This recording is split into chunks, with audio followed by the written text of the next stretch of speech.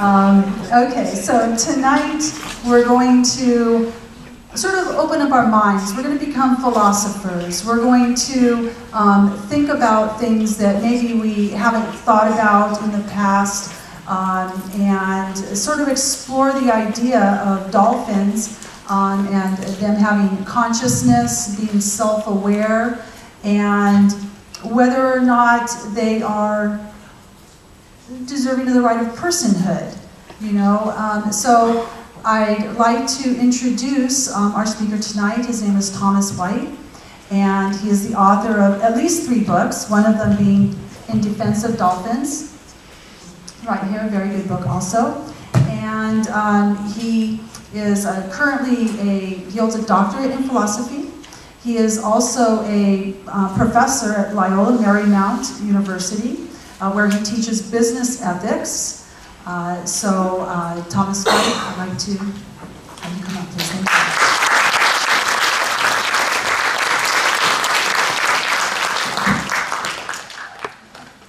Thank you, Kathy. What's the best setting for the lights? Mount, take care of the lights. Oh, great. Thank you. Colors. Thank you very much.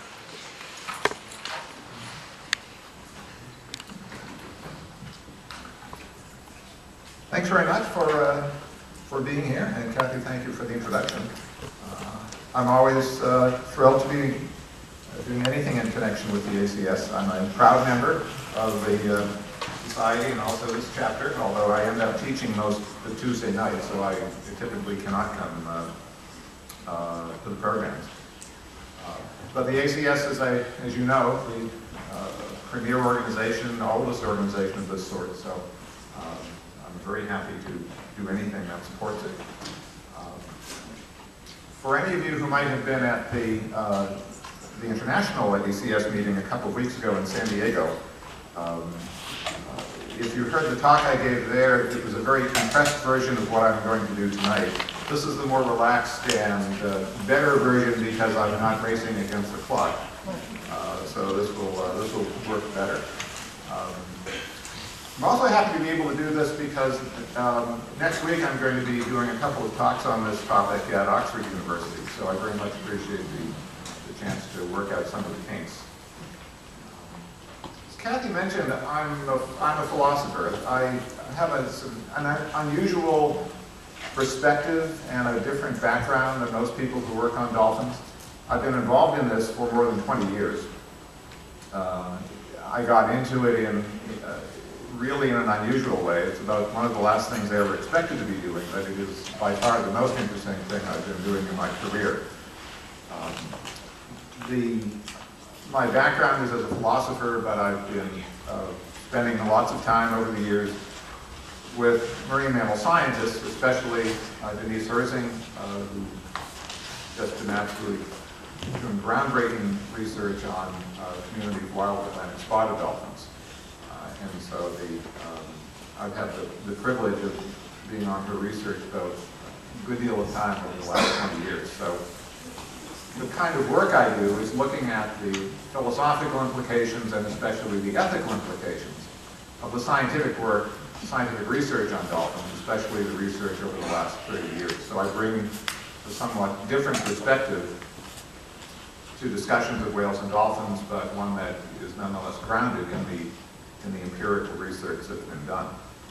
Mainly what I'm going to be talking about tonight is connected with the claim that a number of us have been making over the last few years that whales and dolphins have rights.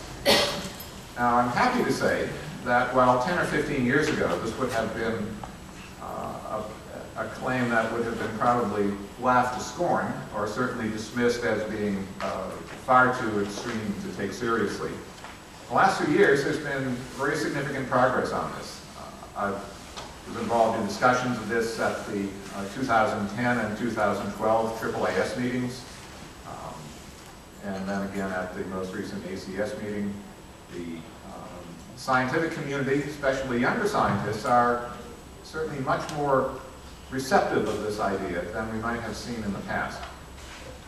Now, I can tell you from a lot of experience talking to journalists that the claim that whales and dolphins have rights is frequently misunderstood. So part of what I want to do today is to talk about what this actually means, to put it in a relatively simple and straightforward way, to try to remove some of the confusion that tends to surround all of that. The way that I want to get into this is to, since what I teach at LMU is ethics, what I want to do is to use as a point of departure why it is that we treat humans the way that we do. That is, what I'm going to argue is that we do that because humans are persons, that is, we have a status of a certain sort, we have traits of a certain sort, and that on the basis of that, we claim that humans have rights. The analogous argument is going to be, well, how should we treat whales and dolphins? What I'm going to argue is that cetaceans, especially dolphins, are non-human persons, and that means that they have rights of a particular sort. So that's kind of the broad stroke of what I'm going to be doing. Well, in common language, person and human are interchangeable. Philosophers, though, we make our lives making distinctions. You know, otherwise, we'd have to have a real job. So what we do is find a way to carve up language in neat packets. Human, to be a human, that's a biological concept. It simply means to be a member of the species Homo sapiens. The notion of a person, though, philosophers started working with as a way of trying to talk about beings, talk about consciousness without it being filled with species bias, without it being an anthropocentric approach. And so when I say person, that's a philosophical concept which refers to a being with special characteristics. And our claim, humans have always claimed that because we have these properties, because we have these characteristics, we deserve to be treated in particular ways. Well, what is a person? First of all, someone who is alive, has some awareness of the world around them, has the ability to experience pleasure and pain, has emotions, very importantly, a sense of self-consciousness, and a personality. The ability to control one's own behavior, to recognize and treat other persons appropriately, and to have a series of higher order intellectual abilities, everything from abstract thought to solving problems and the like. Now what you'll notice is as we go down this list, the abilities get more increasingly sophisticated. And this is actually, as definitions of personhood go, really a pretty strict one. When I started working on this project a number of years ago, what I decided to do was to work with what I consider to be probably the strictest set of criteria, particularly given the kind of skepticism that these claims can run into. What I wanted to do was to set the bar quite high so that if it turned out that dolphins met the standards, this would be seen as a very considerable accomplishment. That means, sort of the short version of this, is that a person is simply a who, not a what, not an object. A person is a being with an individual and self-aware consciousness. The problem, though, with being a person is it's a two-edged sword. On the one hand, the abilities that we have in this regard give us a rich inner life. That is, this kind of intellectual and emotional sophistication give us this subjective life, which is emotionally rich, intellectually rich. We have memories, we can ponder the future. The downside, though, is that it gives us considerable vulnerability. Vulnerability to harm, vulnerability to grief, dread.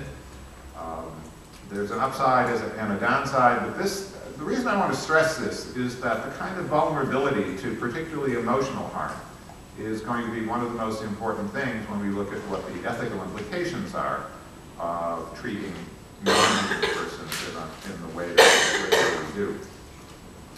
Now, I want to make it very clear that the kind of argument I'm going to offer is to say that if a being is a person, then they're entitled to rights of a certain sort.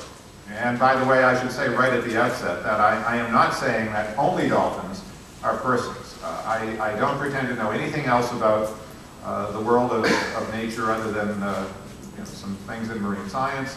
I have friends who claim that the same traits that I'm going to be talking about with dolphins are also present in chimps and gorillas and elephants, and there are probably other non-humans as well.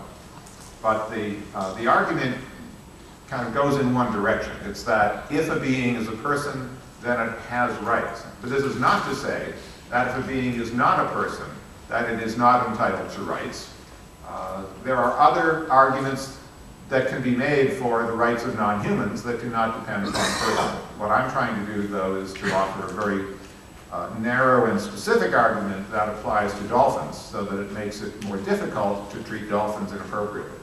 By the way, to say that if you are not a person, you aren't entitled to rights would be to make this kind of mistake, which would be that we know, well, if you're in Los Angeles, you're in California. If we then say, well, but if someone is not in Los Angeles, they're not in California, that's just illogical. So I want to make it clear that the kind of claim I'm making is fairly restricted. Does not mean that other non-humans are not entitled to rights, just it's a different argument. Okay, so if I'm claiming that persons are entitled to appropriate treatment, we have this question, okay, how should we treat one another? How do we know what that is? Now what we find, and there's a significant literature on this, and you can find this in lots of different countries and cultures, statements of basic human rights. Human rights as opposed to legal rights or political rights, this idea that there are very basic human rights that simply come with the territory of being human. Now, among philosophers, these are talked about as moral rights, which are not the same as legal rights. And so we're really talking simply about what would constitute right and wrong, looked at from a philosophical standpoint, not legal rights. Legally, anything can be a person. If a legislature wanted to make my toaster a person, it would be recognized legally as a person. Corporations are recognized as legal persons. But what I'm talking about is something more fundamental than that, which philosophers talk about moral rights. And you'll see how this gets unpacked practically shortly. Now, if we talk about basic human rights, what we're talking about are more or less universal standards that are grounded in the idea that there are very basic needs that have to be met for a human being to live even a rudimentarily satisfying life. What I'm going to do is be using interchangeably the notion of rights and needs so that we see that this really is a fairly simple and practical approach. Now the parallel here is the idea that there are fundamental conditions simply set by the nature of the human body for physical health. There are individual variations, but basically there are a set of conditions that have to be met for any human body to be healthy. Food, oxygen, water, certain conditions that promote health, absence of disease. As I said, there may be certain differences among individuals, but that's within a particular and limited range. So the parallel to think of here is that there are a set of conditions necessary for health that are set by the body. What I'm going to argue is that something broader than that, what we talk about as well-being, or a sense of satisfaction in life is also set by the nature of who we are. It's determined by the nature of the cloth from which we're cut. Okay, what are those needs? Well, as you see, it's this notion, sort of the broadest way of putting it, are the fundamental conditions that we need in order to develop the inherent physical, emotional, social, and intellectual capabilities that we need to have developed to have a successful and satisfying life. Now, we are, as a species, remarkably able to deal with bad situations, bad conditions. The fact that we are does not mean that there are not some kind of universal conditions that would have to be met for us to really be successful and satisfied. But this also then becomes one of the elements that needs to be taken into account when we evaluate all of this. And what I'm arguing, though, is that the lack of one of these basic needs does a couple of things. First of all, it obviously makes life more challenging, but it also provides a very deep level of dissatisfaction. I think one of the ways that we can see just what that amounts to is that when you think particularly of the Arab Spring, when you think of situations in humans where humans will risk their lives to get freedom, to be treated with equality, the kind of dissatisfaction that must be motivating that really is quite profound.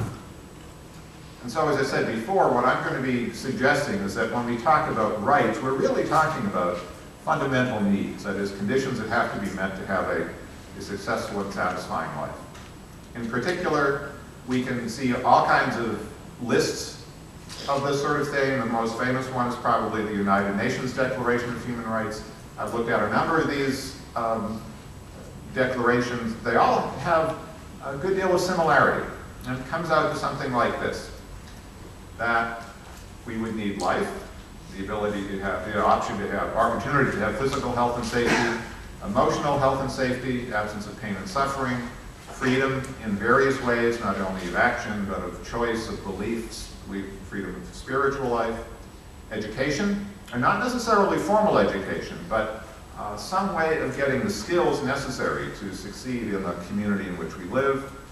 We need to be treated in particular ways, to be treated with fairness, equality, respect for our dignity, needs of privacy, honesty, and the like, access to meaningful emotional relationships, and rest. Now, it is true that we can soldier on and live without many of these things, but what I'd argue is that in order to have a fully developed and what we'll talk about later as a kind of sense of flourishing in life, these are the conditions that really have to be met. And think for a moment about what life is like without these. This is not the same sort of thing as simply, how many flavors does Baskin Robbins have these days? 32, 31 or something like that.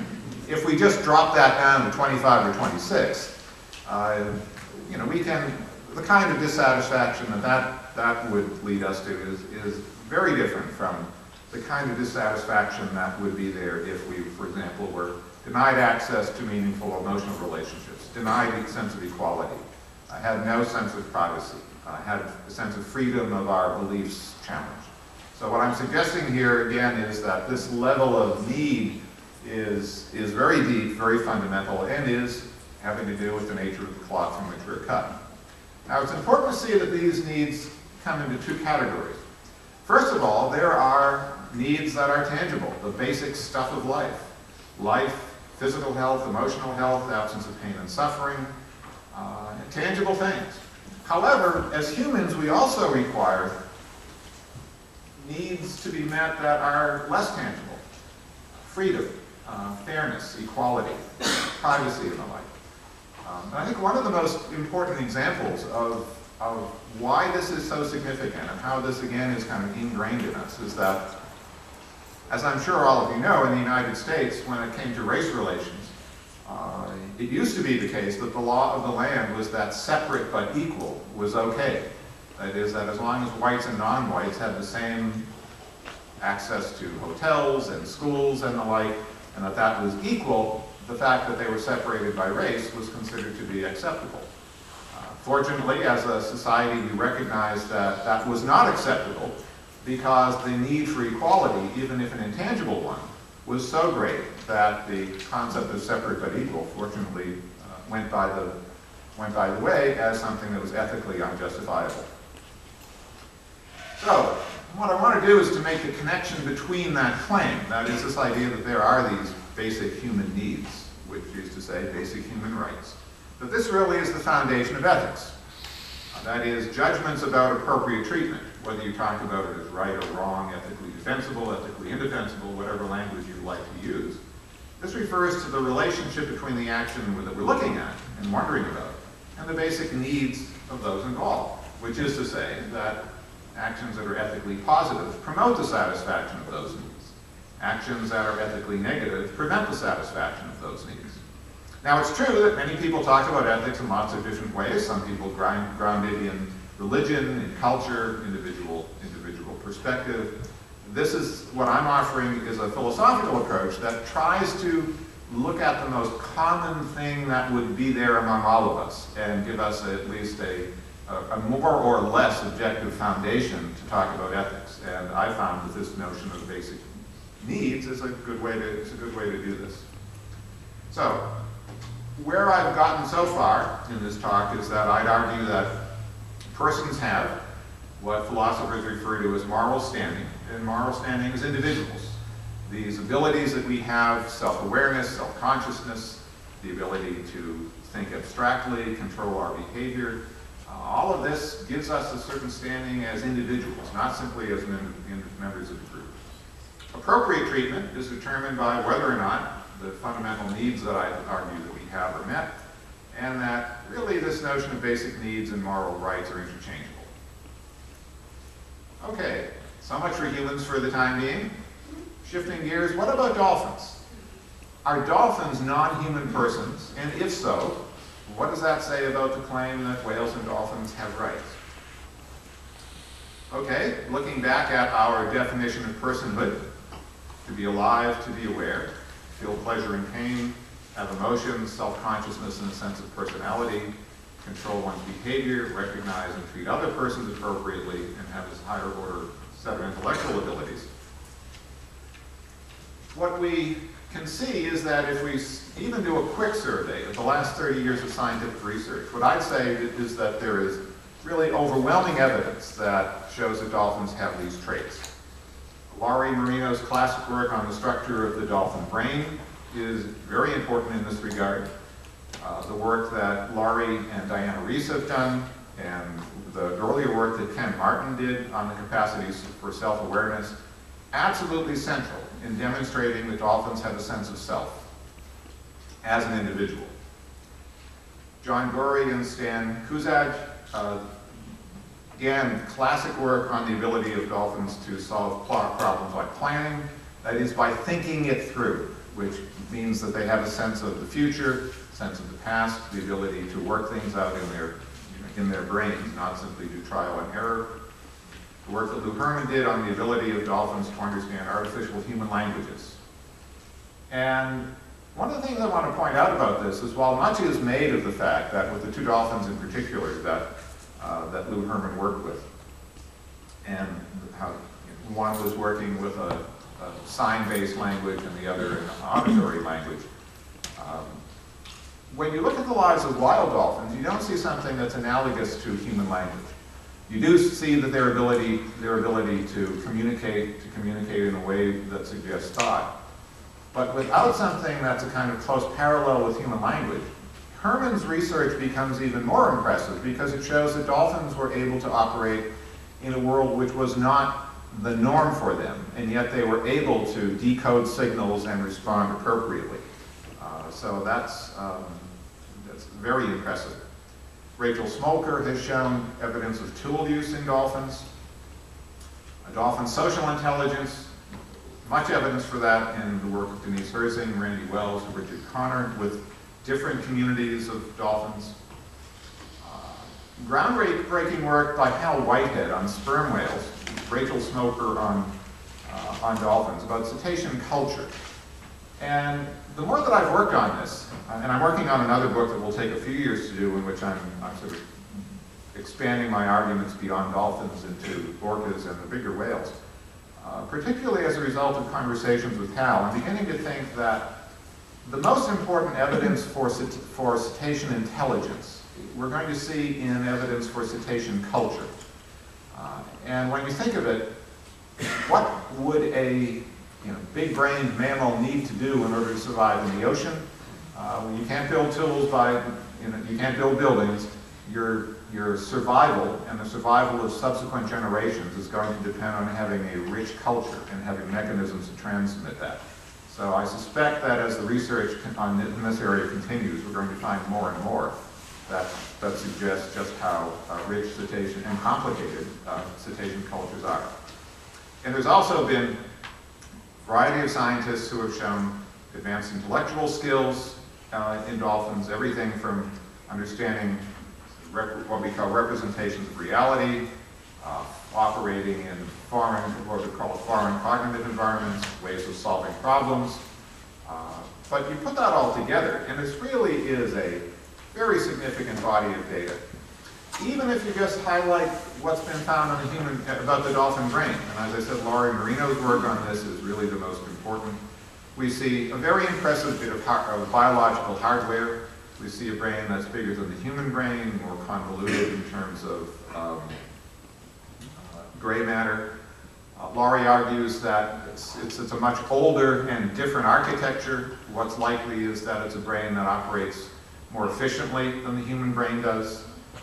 Even if you just take two standard measures, one, the ratio of the weight of the brain to that of the spinal cord, what you see are that humans are here, dolphins are here, virtually everyone else is down here. The encephalization quotient, the ratio of the weight of the brain to that of the body, which deals with the claim, well, if you have a big body, wouldn't you need a big brain? This factors all of that. Again, you can see humans and dolphins are grouped very much towards the top. And by the way, if you back out body fat, because of the significant difference between dolphins and humans in that regard, this gets even closer. So again, even if you look just in terms of the brain, this is, as I said, a very impressive bit of biological hardware. Every reason to think that there's a lot going on there. Sense of self is incredibly important, and the work of Diana Reese, Laurie Marino has been central on this. This is done largely through research on mirror self-recognition. There's fascinating videos available in a number of online sites of the work Laurie and Diana did. This is an example of a dolphin. This is still from the video. That's its reflection, and when you look at the video, what the dolphin basically does is to mug for the camera and flip around and test whether or not that's its reflection. And that's a very important bit of research, because if there is one central thing that gives us the idea that dolphins are a who, not a what, it's the ability to look in the mirror and have a sense of self. Most non-humans, when they look in the mirror, either ignore it or they think it's another member of their species. A baby up to 18 months will not recognize, a human baby will not recognize it as its own reflection. That point at which that happens is considered among brain scientists to be a very significant bit of development in the human brain. So there really is no underestimating the significance of this sense of developing a sense of self. It's also important to remember that dolphins are primarily auditory. Humans are primarily visual. Dolphins have a good sense of sight, but the best test for dolphin self-awareness would actually be an auditory one. Now, we don't know what that would be, but again, the fact that they can do this with what is not their primary sense is also very impressive as far as what their intellectual abilities are. So I'd argue that dolphins fit the bill, that they are persons, that is, they're a who, they're not a what. They are beings with an individual self-aware consciousness, and that means that, analogously to humans, they're entitled to appropriate treatment. Evidence, I would argue, is overwhelming, and there are really only two reasons why someone may not be convinced by this. First of all, either they haven't studied the evidence, or it sometimes happens that they're aware of the evidence but don't understand the significance of that. And my job as a philosopher is to help scientists see that. That is to show that, for example, mirror self-recognition is not just something that's interesting, but something that's absolutely groundbreaking in terms of significance. So, what does that then speak to? This issue of what counts as appropriate treatment. Here, as before, when I was talking about basic human needs, I'd say what we need to now talk about is basic cetacean needs, because basic human needs and basic cetacean needs are different. In the same way that I'd say basic human rights and basic cetacean rights are different because we're different species. But it's the same idea. What are the set of conditions that are necessary for the growth, development, and even basic satisfaction in life of members of this species? And one of the things that's going to be more prominent in this discussion is this concept of flourishing. That is, what are the conditions that promote full, healthy development of a human or non-human? Well-known philosopher at the University of Chicago, Martin Nussbaum, has been pioneering this for the last decade or so. But this is a convenient way to think about this. That is, when we say, what are the conditions necessary for the being that we're talking about in order to flourish, to grow, to develop in a way, to have a successful and satisfying life. And I want to highlight this because, as I said, I suspect this is going to become take a much more prominent role in the discussion of rights of whales and dolphins, and probably the rights of non-humans in general as well.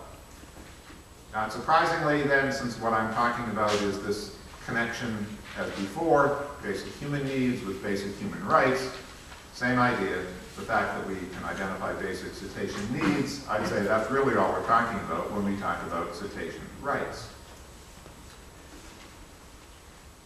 Now, I mentioned before that in the last few years, this notion has gotten more attention, and one of the reasons for that is that a couple of years ago, the Whale and Dolphin Conservation Society, which is an international organization headquartered in the United Kingdom, asked a group of us to get together to evaluate the question. You know, was the evidence there, was the scientific and philosophical and ethical evidence there enough to support the claim for that there should be a declaration of rights and of rights for cetaceans. For those of you who are interested in this, this URL is where you can find some documentation on the conference and the actual declaration that we issued. But the group of us who were involved came to the conclusion that the evidence seemed to support that claim. That is, that we could identify at least a rudimentary set of needs, and that it was appropriate to talk about those as moral rights. Again, this is not legal rights, and it's not the same as humans. What are they? The primary elements of the declaration, first of all, every individual cetacean has the right to life, and that's an individual cetacean. You know, conservationists will talk about stocks and communities and groups and populations. What we're arguing is that the evidence is there now to say that in the same reason that humans say that we count as individuals, which is because we have these unique kinds of consciousness. It's certainly true of whales and dolphins, and so individual dolphins, individual cetaceans have the right to life. No cetacean should be held in captivity or servitude, be subject to cruel treatment, or be removed from their natural environment. In the same way that we would argue that it is inappropriate to treat a human person as an object or as a piece of property, we argue there's the same deal with any cetacean who has those properties. All cetaceans have the right to freedom of movement and residence within their natural environment. Now remember that when I'm talking about these as rights, really I'm talking about them as basic needs. So I'd argue that for a cetacean to have a basically satisfying life and to be able to grow and develop, it would need to be alive, it would need to not be in captivity, it would need to have freedom of movement in a natural environment. No cetacean is the property of any state, corporation, human group, or individual, and have a right to the protection of their natural environment, and have a right not to be subject to the disruption of their cultures. As I said before, I think culture is going to be extremely important, and the protection and preservation of those cultures, I think, is going to be seen as a critical way to make sure that an appropriate life is guaranteed. So, parallel what I had been saying before about human needs and human rights, the notion of basic cetacean rights and basic human rights are equivalent concepts. They aren't identical, because humans need some things that cetaceans don't, dolphins need things that humans don't. But equivalent concepts in the sense that, from an ethical standpoint, both count as individuals. We're talking, again, I want to emphasize this, moral rights, not necessarily legal or political rights. And this notion gives us a foundation for talking about species-appropriate standards. Species-appropriate standards for flourishing that let us assess the ethical acceptability of human treatment towards cetaceans. One of the things that I'm arguing is that we can't keep talking about humans versus animals, and we can't talk about animals as all of the same group. That we have to recognize that different species have different needs, different species have different capacities, and the more research we do on particular species, the more plain that becomes. For example, I'd argue that if you just look at the differences between humans and dolphins, humans have a much greater need for personal freedom and privacy. Dolphins in the wild have no use for privacy whatsoever. In fact, it would be dangerous to have a strong sense of privacy. And dolphins have a far greater need, I think, than humans do for intense social relationships. So even to talk about the notion that dolphins have rights, the idea is to open the door to say, well, what is it that they need, given the nature of their species, and then manage the differences between that and what we see with humans. Same thing I had said before about how ethics comes in.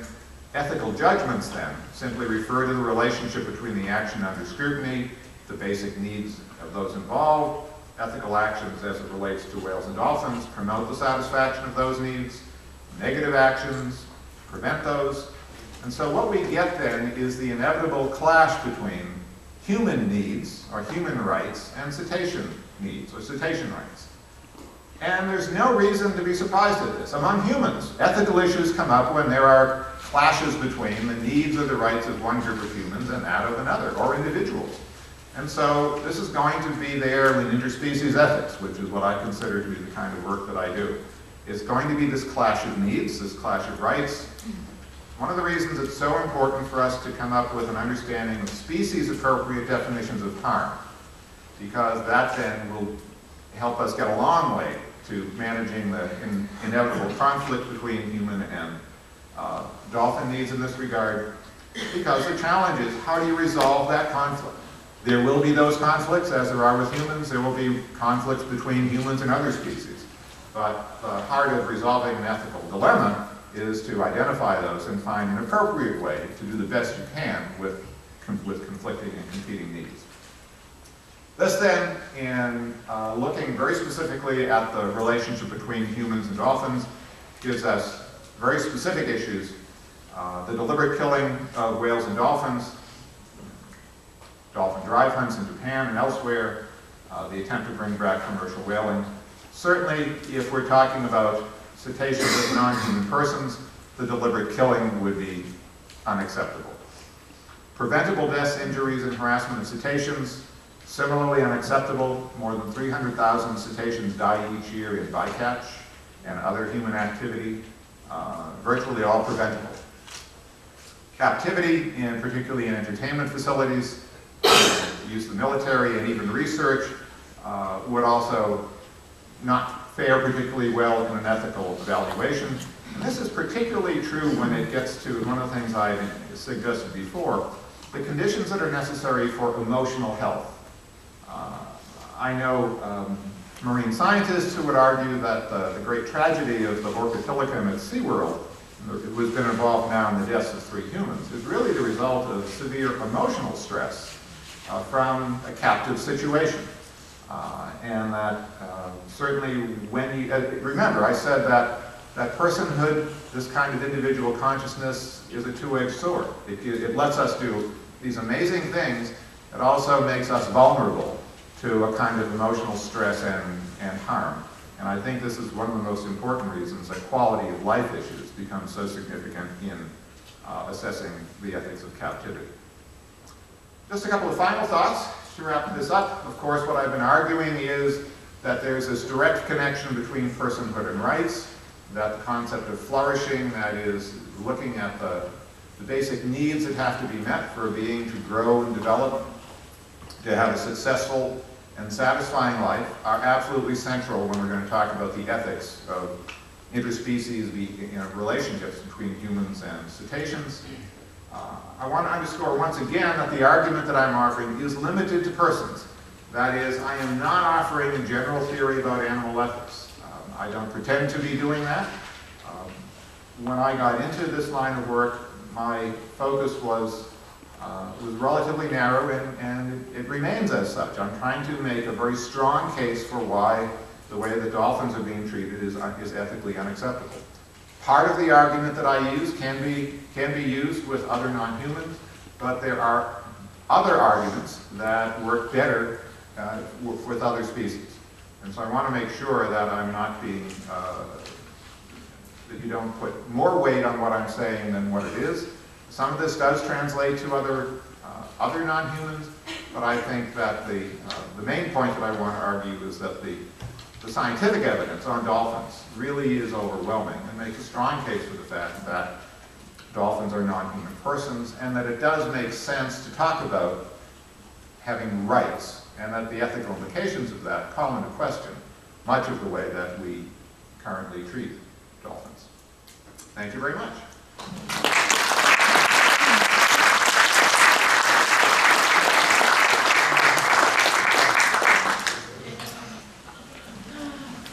Yes, sir. Several things. One is the ethical standards today certainly are not the same as ethical standards, let's say, in the Middle Ages. Which goes to say that ethical standards are evolving along with the human population. And certainly the standards for dolphins are evolving much the same line. But I would kind of also raise the bar a little bit for the question of personhood for dolphins. One is that they ought to be able to tell us what their needs are and what they want. And the other thing too is I think they ought to be able to vote and pay taxes. Okay, first of all, while human cultures have evolved and have changed since ancient Greece to Middle Ages to today, the basic ideas that are there in a philosophical approach to ethics haven't really. And even in human cultures, if we just take the most basic idea, that is that we should not intentionally harm someone. We should not, that deliberately killing another member of our species is wrong. That's been constant. Now, human cultures are marvelously variable and tend to determine right and wrong according to who's in power. When individuals say, for example, oh gee, in the United States for a long time slavery was okay. Well, it was never okay with the slaves. And so that's one of the elements we have to look at here, which is I think that while, as I said, while there are many different ways of talking about ethics, what I argue is that this kind of secular philosophical approach, grounding ethics in the notion of human nature and fundamental human needs, is at least a way of getting around some of the problems of the variability in human culture over time. On the issue of whether dolphins could tell us their needs, it assumes that language is a property that is going to be found in every species and that the absence of that is significant about their status as moral agents or how intelligent they are. There's a fascinating book called The Hand by can't remember his first name, last name is Wilson. A neuroscientist who argues that human language is, in effect, a species-specific tool that humans developed that came from the coevolution between the brain and the hand. In other words, it's something that if you don't have hands and you don't live on land, you probably aren't going to develop. You're probably going to develop a different tool. We don't know what that tool is among whales and dolphins, but they do communicate with one another. And in many ways, they do tell us what they need because it becomes apparent in our relationships with them, what causes pleasure, what causes pain. And on taxes and voting, when I said that there are legal rights and there are moral rights, that's one of the reasons that I said that.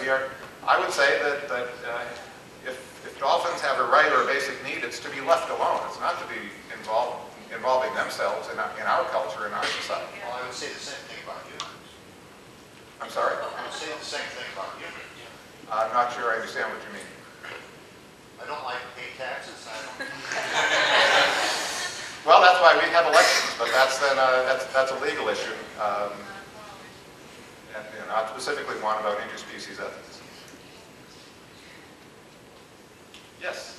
Does your definition of persons philosophical definition? Yes. Now there are less stringent ones. What I did was to try to find the most stringent criteria that I could. There are ones that are more just about awareness, pleasure, and pain.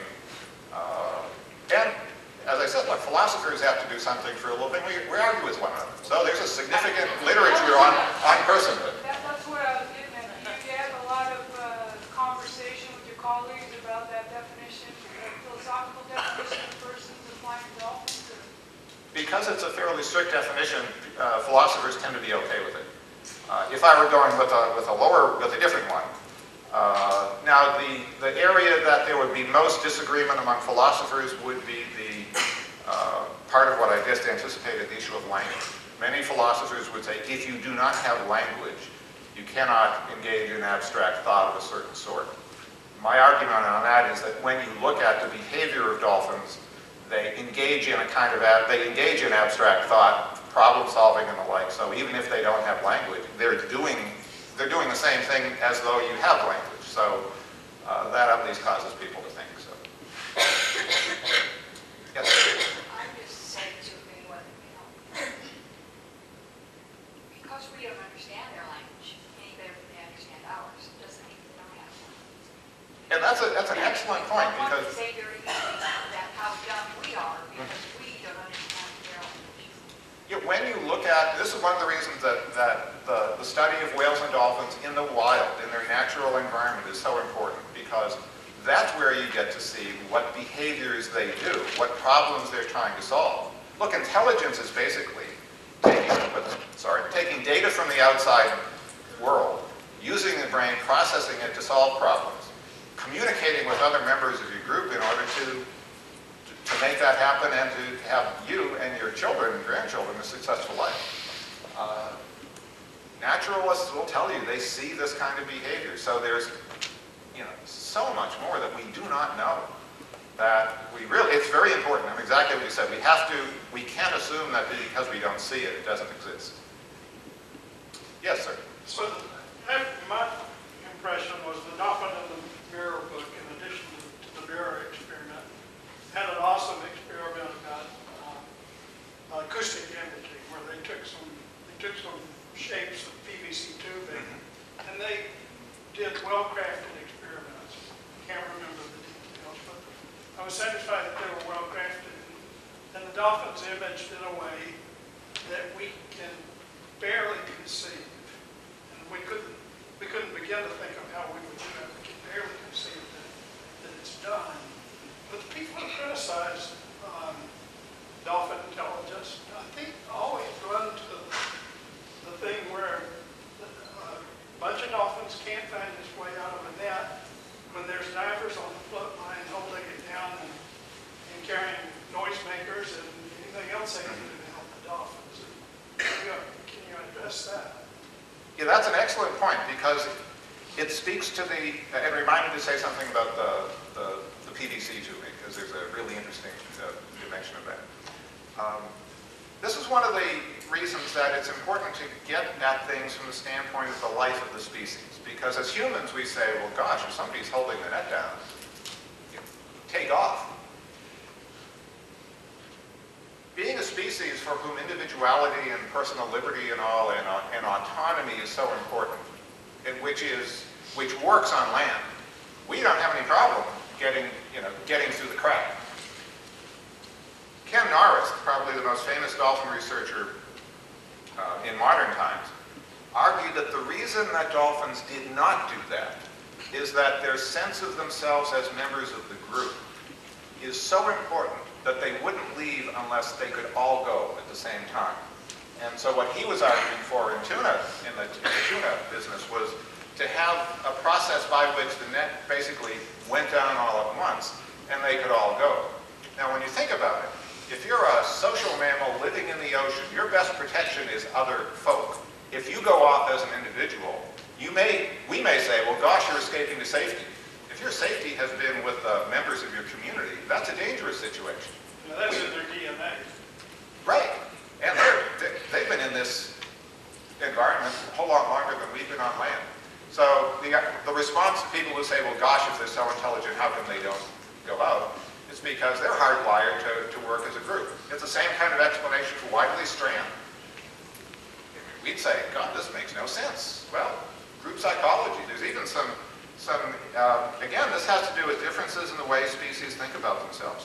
When we think of who we are, we identify ourselves, certainly in Western society, very strongly as individuals. There are other cultures, even among humans, where who someone is, they self-consciously identify themselves as part of a group and would want to consult other members of the group before making a decision. So my answer on the tuna net thing is there does seem to be a different hardwired psychology there. I'm glad you brought up the PVC tubing, because this is it was a really interesting experiment that shows differences in human and dolphin perceptions of the world. You know, dolphins are more auditory than humans. And they were, the scientists did these what are called match to sample experiments, where they'd show a dolphin a picture. It's like they take this bit of tubing that was all in a shape of a certain sort. They'd show it to them, and then they put it behind a screen in the water where they could detect it from using sonar. They did this with humans, and they did this with dolphins. And now, because of the way the human brain is organized, and I don't want to go into the details, but there's a difference in the way the human and the dolphin brains are organized. Because of the way in which the human and dolphin brains are organized, it makes a difference as to whether or not we start those experiments viewing the thing, or with us, since it wasn't auditory, it was taking the object and using our hands to figure out which it was. Always a very significant time lag, one way or another with humans. With dolphins, it was virtually instantaneous, because the brain is organized differently, so that touch and auditory are virtually side by side with one another. Now, when you then realize that their echolocation is also three-dimensional, and that, for example, if I were a dolphin, I could read the back of your sweatshirt, you then have to ask yourself, what must a dolphin think about us as far as how perceptive we are? They'd say, what do you mean you can't see the back of that person? What do you mean you can't see their internal organs? And so I'm glad you asked that, because again, it shows that there are some very important differences. We don't even have a clue as to what the significance of that is. Did that answer the? Thanks. Yes, sir. You talked about arguing for personhood for dolphins. I suspect that there's some area that pushes back against range animals like dolphins. Where does that pushback come from? Who is that? Well, people who make money off of dolphins would push back. People who make money on operations that might kill dolphins would push back. Individuals who really are convinced that language is the key. That is, that that everything that I would say is evidence of self-awareness. They'd say, well, it may be showing the potential of self-awareness, but without language, it's never going to be the real thing. That's really the strongest intellectual argument that comes back. But most scientists, and now because we're not talking about really 30 years of research, most scientists who take the time to work through all of that typically get to the point of personhood. Now then, there may be disagreements about what that means. There are scientists who say, yeah, personhood seems to make sense, but it doesn't mean that captivity is necessarily bad. It may mean deliberate killing is wrong, but not that captivity isn't necessarily. So we're getting a different kind of disagreement. So where the disagreement is going is sort of shifting because the evidence for intellectual and emotional sophistication really is so considerable. Yes? You spoke about the right of a cetacean to not be taken out of its natural environment. How does that apply to dolphins born in captivity? Do they ever that's one of the really big problems that we have now. Dolphin experts I talk to say it's virtually impossible to, particularly for dolphin born in captivity, to be released back into the wild. It does, first of all, mean that one of the biggest issues that has to be addressed is captive breeding, so that we at least stop that. Now that does mean that there still remain hundreds of dolphins who could not be adapted back. Now there are some marine scientists who are beginning to say that one of the things that we do not have is a good sort of nature preserve or way that dolphins who get to the end of their lives, either working for the military or in entertainment situations, and that situation isn't working, that there's no place they can go to sort of live out their lives in a full and dignified fashion. And I think that we're at the very first stages of dealing with exactly the problem that you talk about, because you can't just open the gates and say, be free. You couldn't do that with a human in that situation.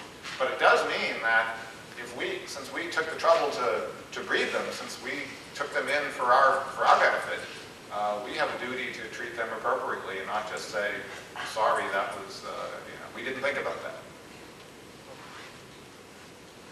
Yes? When you say they don't have language, what's your definition of language? Well, that there is no evidence that you get what in humans is this classic symbolic representation around either a sound or a gesture strung together in particular ways to form sentences and the like. Now, for me, that's not a big issue, because the fact that they behave as they do suggests that they communicate. They communicate in a way in which they get to solve problems. For me, the fact that it doesn't fit our definition of what language is, and I'm happy to work with the definition that linguists say is language. Well, they've got something else that helps them communicate information. And Ken Norris, whom I referred to before, pointed out that whenever they make a sound, there's always a movement or a gesture with that. He also pointed out that in the wild, it makes more sense to be quiet than to make a lot of noise. So touch is probably a big part, and gesture silently would probably be a big part of communication. We've also had until very recently the problem of the fact that so much of their whistling is beyond human hearing. It can now be recorded, but that's something else. So they have some kind of what we would talk of as a natural technology to communicate. But certainly among philosophers, I encourage people to not make such a big deal about language, because it may be a human species-specific function that we just don't need to say, if you don't have it, you don't count. Yes? The fact that they can communicate information and behaviors to their offspring, who then keep that information, pass that on to their offspring, argues well. Absolutely. In fact, this is as it relates to a different species, the right whale. Hal Whitehead, whom I said does this work on culture with sperm whales, has pointed out as one of the reasons that we know that kind of thing goes on is because in whaling, the right whales were just decimated in the Atlantic. And apparently there was an area of the Atlantic that was wiped out so much that the assumption was, once whaling stopped, that area would be repopulated by right whales. Well, it hasn't been. And the assumption is that it hasn't been because the knowledge that had been passed down from generation to generation about how to operate in that part of the ocean got lost. And so whoever was in the community, or whichever whales had the ability to pass that information on, once that was erased, you just couldn't put whales in that area and they knew how to operate. So that is another example of the kind of thing of what you're referring to. Yes? This one might be a little esoteric, because you've been talking about more objective data, but there's also that, you hear of stories of the dolphins rescuing people. There's this, how can I say it, intuitive, maybe sixth sense, maybe spiritual animal, and the others as a spiritual animal. So, what is your argument there? Well, for me, when people say, well, gosh, what about, how do dolphins treat humans? My example is that. It's like, well, look, they will occasionally go out of their way to get us out of trouble, which means that they recognize that we're somehow like them and worthwhile. In other words, they recognize, and however it is. I mean, you get all these spooky stories about dolphins rescuing humans. There's so much that we don't know. But that it does suggest that there's an awareness there of some sort that suggests that they recognize us as beings like them and worth going out of the way for. Sometimes even putting themselves at risk for them. I haven't seen the word empathy pop up. Some of the researchers use that as one of their touchdowns. In fact, one of the latest things that Loyola Marymount has been talking about is evidence about, I think it's spindle cells in the dolphin brain, which is, and there are other non-humans who have that as well, which seem to be associated in the human brain with feelings of empathy.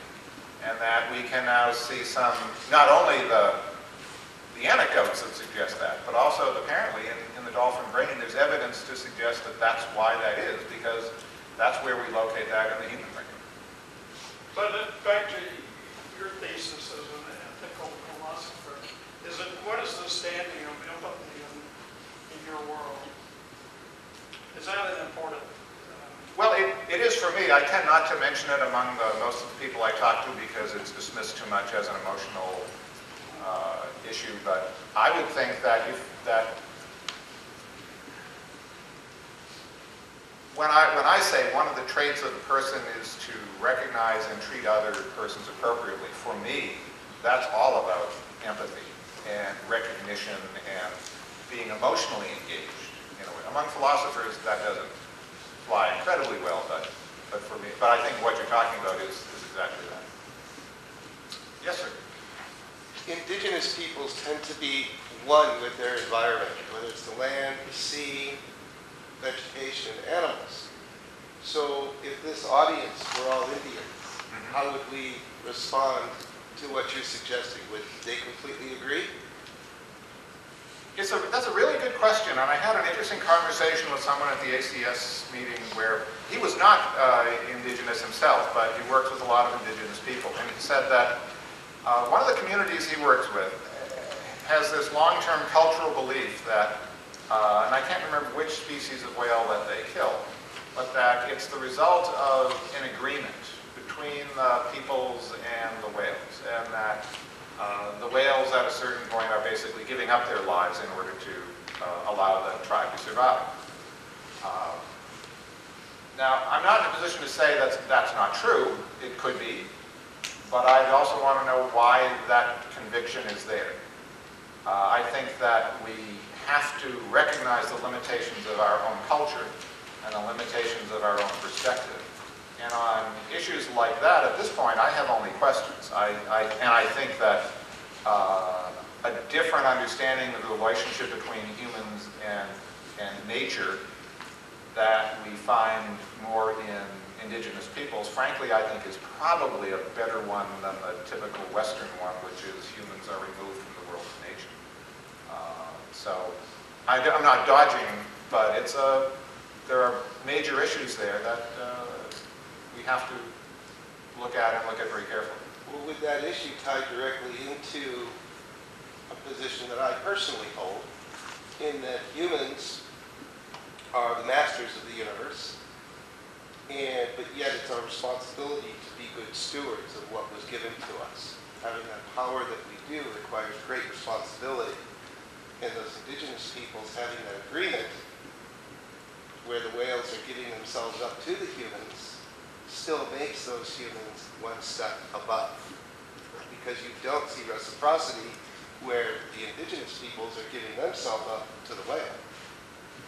Right, but for me, one of the basic issues to be looked at would be why we would think that we would be in that position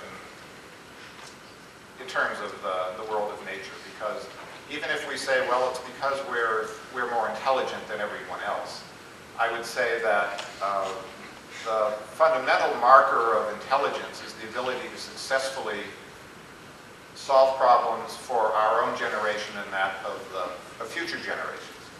When you look at whales and dolphins who have been on the planet for 50 to 60 million years, they don't go to war against one another. They don't overpopulate. They don't overfish. Humans will kill one another over nothing at all. And we're on track for 9 billion people. We do nuclear waste without an answer. We ignore. In the United States, we pretend that global warming, is a hoax rather than the most pressing threat to subsequent generations. And so one of the things I think we all have to do is to get a significant dose of humility about who we are. Thank you. So that really means that dolphins are smarter than we are. In some ways, I think that's true. And again, a very simple measure of when you say, what are the markers of intelligence? And if you say, successful likelihood of that species continuing for a long period of time in a relatively stress-free life, I'd say, until we started messing around with their environment, they probably were being more successful than we've been. I had one of my professors said they were smart enough not to think that they came out of the water and they turned Right, that they Okay, I think I did one more and then we'll, yes. Thank you for the discussion. My question really is towards you, or for you. And I'm curious, what came first? You're a philosopher and you're a dolphin cetacean lover, and you teach business ethics, but you globally discuss ethics toward the dolphins. And how did your picture evolve? What came first? Or is it a passion versus a career? Or The short answer is it was an accident. I've had 2 careers as an academic. For the first 20 years, I specialized in 16th century Renaissance humanism. I worked on Thomas More, Erasmus of Rotterdam. I did history of philosophy. My attitude at that point was that after 1536, when Erasmus died, I wasn't interested in a whole lot except for Immanuel Kant, Marx, and Freud, all of whom were fun in my book. But this contemporary stuff I knew nothing about. I had written a short ethics book for Prentice Hall. They asked me to then do a big introductory philosophy textbook that got to ethical issues through non-philosophical disciplines. The science chapter I decided, I grew up in Massachusetts by the ocean. You know, by the ocean you always hear interesting, spooky stories about dolphins. I thought, well, this would be fun. This was in 1988, so I started working on this one chapter. Are dolphins persons, and what's the deal on intelligence? And the more I got into it, the more fascinating it became. And then I'm still doing it. So, but if you had told me 30 years ago I'd be working on dolphins, I would have said, no, I'm still going to be working on the 16th century. so how's that time? Oh, thank you. Yes. Yes, this is not just I have this other part of my job. The entertainment industry and fishing industry are 2 major threats to the welfare of dolphins. So the connection is that, and what I'd say on the basis of the scientific research, that the way that the fishing industry deals with dolphins is ethically unacceptable, and the way that the entertainment industry uses captive dolphins and captive breeding and all is ethically unacceptable. So this is not just a way that I get to write off sunscreen as a research expense. It's really a Thank you very much. Thank you for the